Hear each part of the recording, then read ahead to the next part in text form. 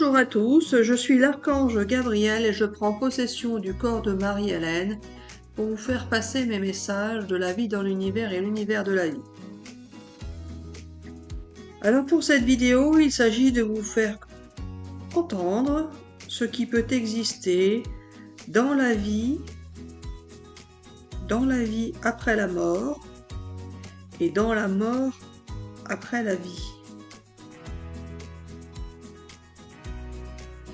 Il s'agit pour vous d'expérimenter de nouvelles expériences une fois que vous ne serez plus sur Terre. Vous allez pouvoir mourir en tant qu'être humain, donc vous débarrasser de votre carcasse matérielle, qui est votre corps, mais pas forcément de votre carcasse spirituelle, qui est, comme certains l'ont appelé, votre âme. Et une fois que vous vous débarrassez de votre carcasse matérielle, votre âme, si tant est qu'elle existe, a plusieurs possibilités de continuation d'expérience dans l'au-delà. Et justement, c'est à vous de choisir ce que vous voulez vivre une fois que vous serez parti de cette terre, si tant est que vous pouvez choisir de vous-même, ou plutôt si vous pouvez choisir en fonction de ce que nous allons vous faire choisir. Il y a plusieurs possibilités d'existence une fois que vous ne serez plus dans votre carcasse humaine, et c'est ça que vous pouvez étudier, analyser, croire, expérimenter, rechercher, etc., etc. Il n'y a pas une vérité absolue de vie après la mort ou de mort après la vie. La vie après la mort peut reprendre de la même manière, c'est-à-dire que vous pouvez très bien vous réincarner directement dans un autre corps humain, sans pour autant connaître l'existence de votre passé antérieur, ou bien en conserver une certaine partie, avec certaines capacités, certaines mémoires, etc., etc., selon l'expérience que nous voulons vous faire vivre. Vous pouvez tout aussi bien rester dans l'univers, dans le cosmos, comme certains l'appellent, et divaguer, errer dans cet univers, tout en pouvant observer les humains sur cette terre, ou observer d'autres planètes, ou observer tout simplement la vie dans l'univers, mais vous ne serez pas forcément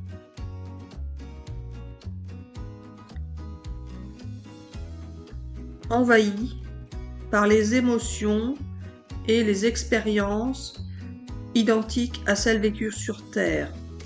Vous pourrez ressentir d'autres émotions, vivre d'autres expériences qui seront totalement différentes de ce que vous pouvez connaître sur cette terre. Et justement, c'est cela que nous voudrions vous faire savoir, c'est qu'une fois mort, en tant qu'être humain, vous pouvez vivre tout autre chose dans l'univers.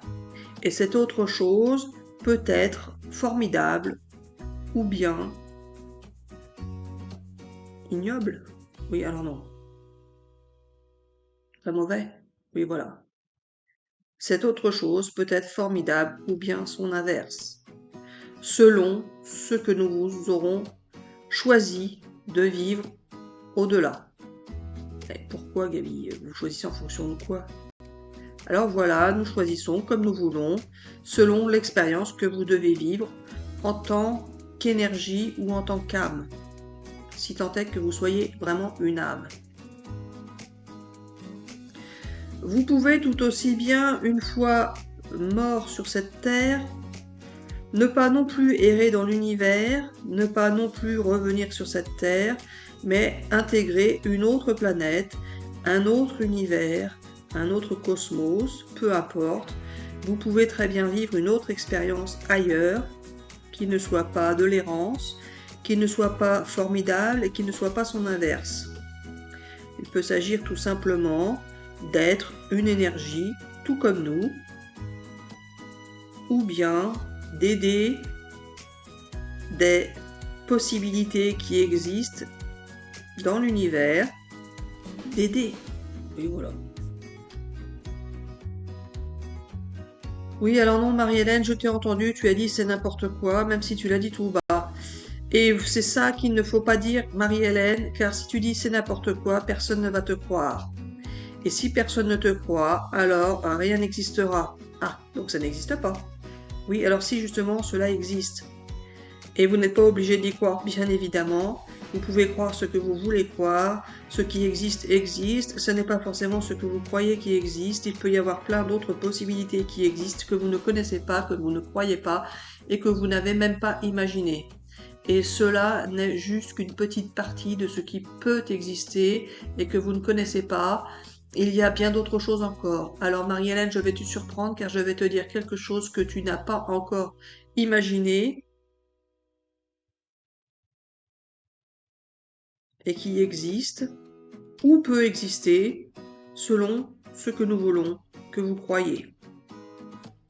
Il y a une autre forme de vie après la mort qui est tout simplement de rester tel que vous êtes en tant qu'être humain et d'être tout simplement prolongé dans vos vies terrestres. C'est-à-dire que vous vivez une certaine mort dans votre vie terrestre en tant qu'être humain. Vous pensez que tout est perdu, tout est foutu, que votre vie s'arrête du jour au lendemain, car tout ce que vous possédiez, tout ce que vous aviez, vous le perdez et vous devez à nouveau renaître dans votre vie d'être humain. Ah, c'est pas exceptionnel ça, Gaby, c'est joli. Oui, je sais, Marie-Hélène, mais tout le monde n'a pas encore vécu cette expérience, donc je tiens à faire savoir que l'on peut mourir en quelque sorte dans son être en tant qu'être humain, croire tout perdre et au final renaître d'une autre manière et devenir, pour certains, une nouvelle personne avec des croyances différentes, avec des expériences différentes, avec des possibilités différentes, etc., etc.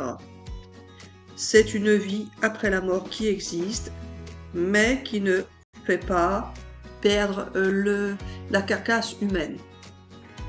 Il y a bien évidemment d'autres vies après la mort qui existent, d'autres vies après la mort de votre carcasse humaine, qui sont par exemple de revivre d'une autre manière, c'est-à-dire de vivre une certaine expérience qui pourrait être similairement identique à celle que vous avez vécue dans votre corps humain, mais de la vivre d'une autre manière ailleurs. Sur une autre planète, dans un monde de rêve, dans un univers, dans un cosmos, peu importe, il y a plein d'endroits qui existent partout et nulle part. Nulle part, oui voilà. Ça peut être dans l'infiniment grand ou dans l'infiniment petit. Vous pouvez tout simplement revivre ce que vous avez vécu sur cette terre en le revivant d'une autre manière ailleurs. Et cela ne sert pas à rien, Marie-Hélène, contrairement à ce que tu étais en train de penser.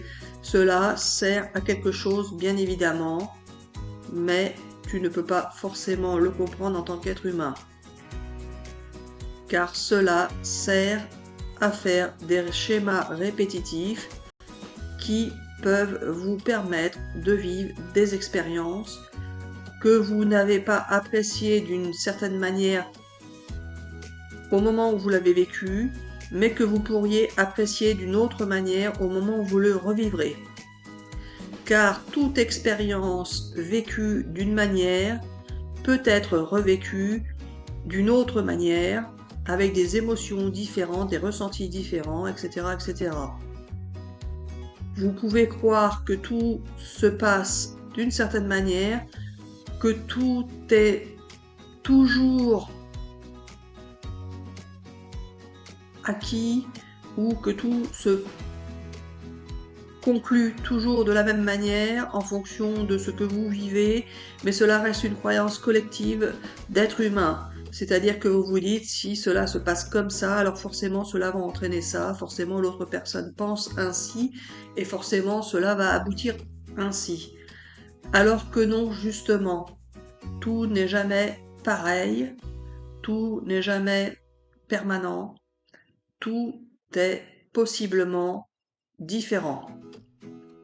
Vous pouvez vivre la même expérience des centaines, des milliers de fois et ne jamais aboutir au même résultat, ne jamais vivre les mêmes émotions et ne jamais vivre l'expérience de la même manière. Tout est fait en fonction des rencontres que vous faites, des personnes que vous rencontrez, que vous côtoyez, avec qui vous êtes, mais aussi en fonction de votre ressenti, de votre réaction, etc., etc. Alors, vous avez plus ou moins la possibilité de maîtriser vos réactions, de les modifier, etc., etc. Mais ce sont encore des croyances collectives. Vous n'êtes pas forcément maître de vos réactions et de vos comportements.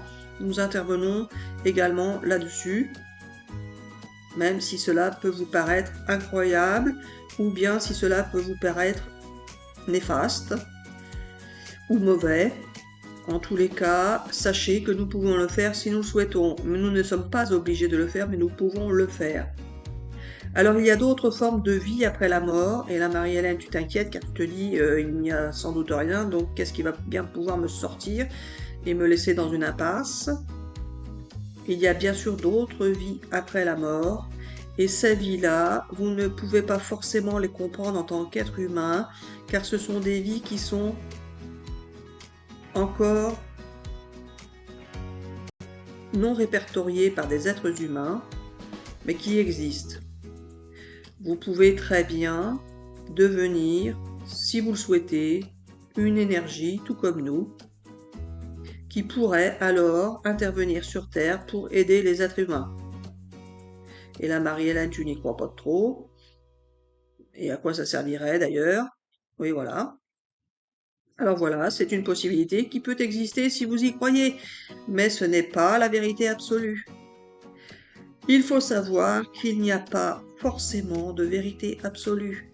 Vous aurez beau chercher toutes les vérités que vous voudrez trouver, elles ne seront pas absolues, et en plus, chaque vérité se transforme au fil du temps, en fonction des événements et en fonction des expériences. Une vérité que vous pensez être réelle aujourd'hui n'est pas la vérité d'hier et ne sera pas la vérité de demain. Alors il y a bien sûr d'autres vies après la mort. Vous pourriez tout aussi bien devenir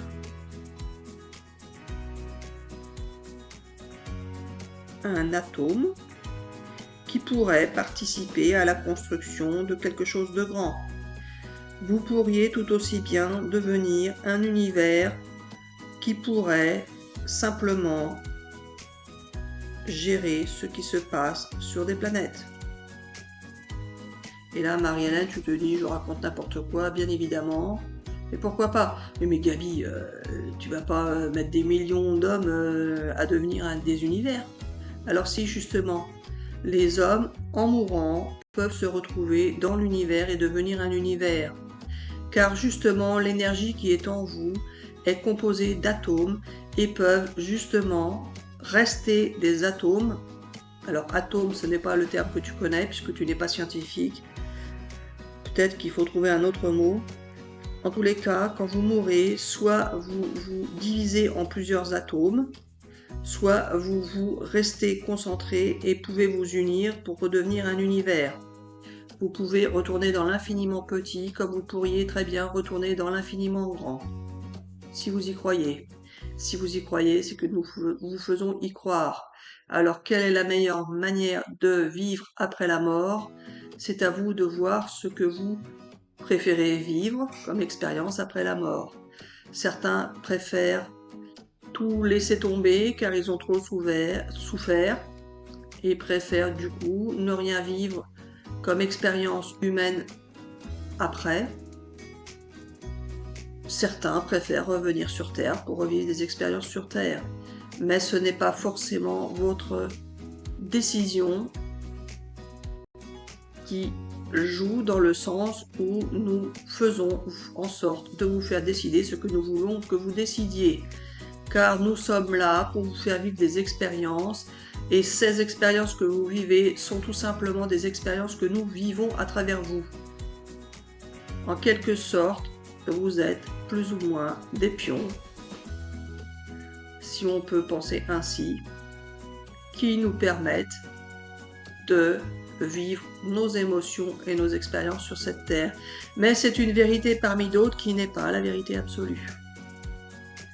Il peut y avoir aussi d'autres vérités que vous pouvez croire, qui seraient tout simplement que vous êtes des êtres humains à part entière. Mais d'où seriez-vous arrivé pour aller où? Et dans quel objectif?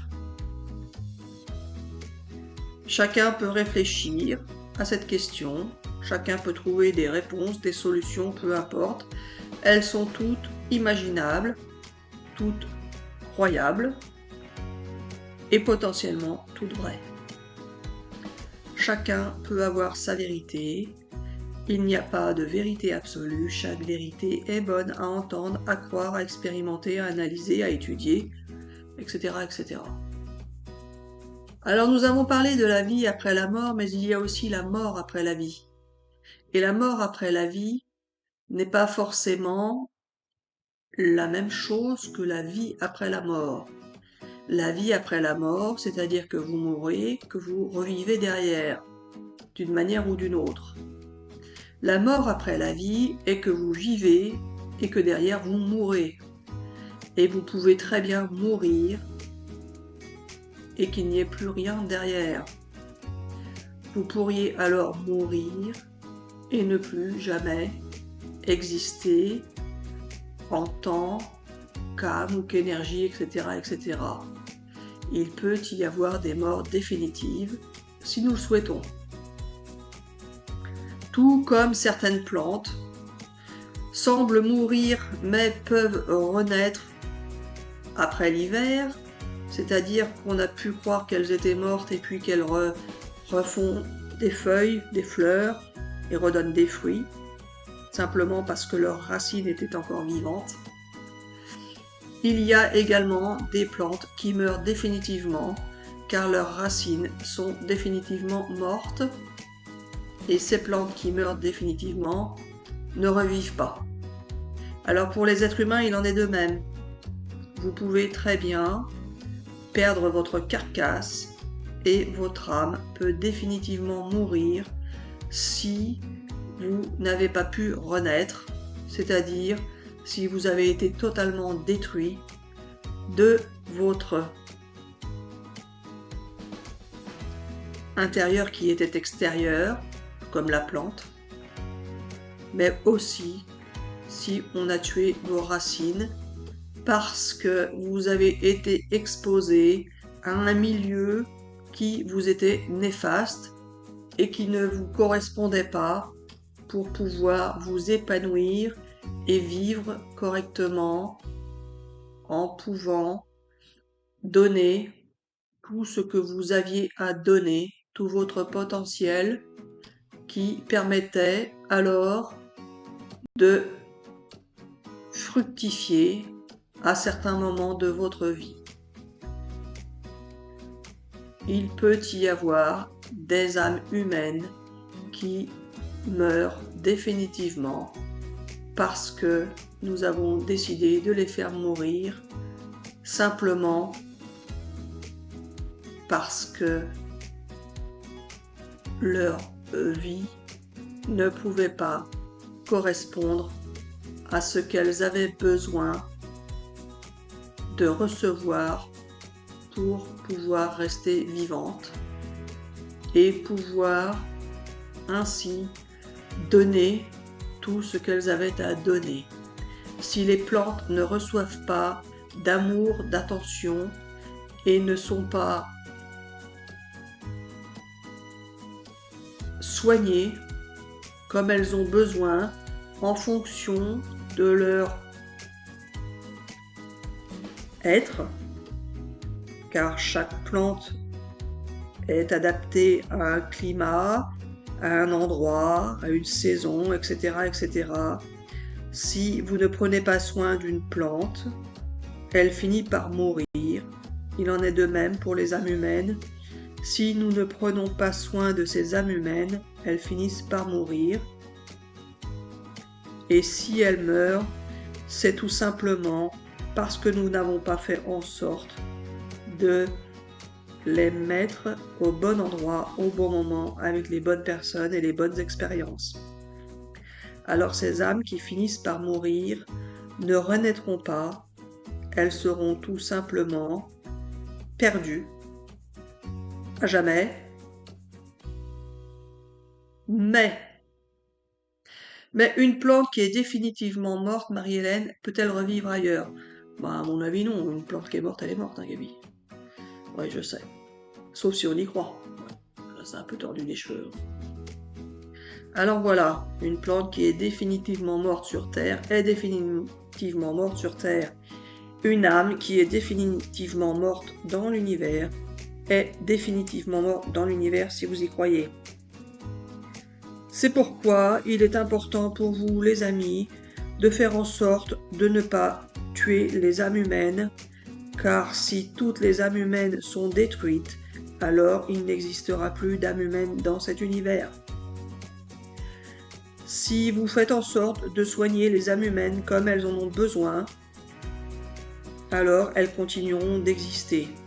Il ne s'agit pas d'aimer tout le monde, il ne s'agit pas de réaliser tout ce que les personnes veulent. Il s'agit tout simplement de ne pas les tuer. Et certaines personnes, en agissant comme elles agissent, font en sorte de détruire les âmes, car elles ont juste besoin de recevoir de l'énergie, mais n'en donnent pas. Si vous consommez sans arrêt ce que la Terre vous donne et que vous n'en prenez pas soin, vous détruirez la Terre. Si vous consommez sans arrêt l'amour et l'énergie des autres personnes sans jamais donner d'amour et d'énergie aux autres personnes, vous détruirez tout simplement les autres âmes humaines. Alors réfléchissez bien, vous pouvez consommer tout ce que vous voulez, mais vous pouvez aussi détruire tout ce que vous ne voulez pas forcément détruire.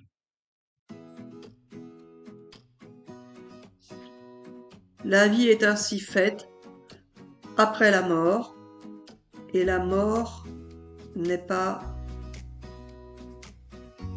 forcément récupérable. La mort qui est après la vie peut être définitivement la mort, si c'est ce que vous croyez. Car bien évidemment, on peut ressusciter si nous le souhaitons, mais ça c'est un autre débat. Alors voilà les amis, nous allons nous arrêter là pour cette vidéo. Nous vous souhaitons une excellente soirée ou une excellente journée. Nous vous disons à bientôt pour une prochaine vidéo.